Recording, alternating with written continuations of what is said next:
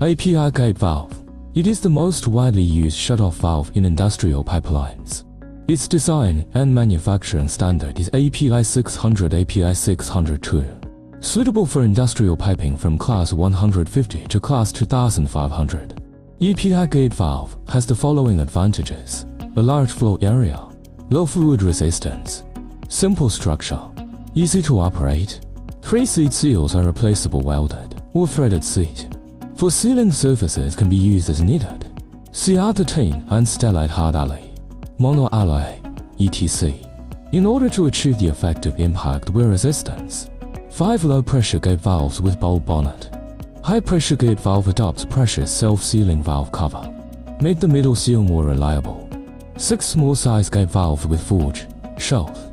Large size with cast shell. The disadvantage of the gate valve is the long opening time, large installation space, poor regulation. Therefore, it cannot be used as a flow control valve. The operation mode of the 8-gate valve is electric and pneumatic, hydraulic and positive gearbox and loose gearbox drives, hand-wheel drive, etc.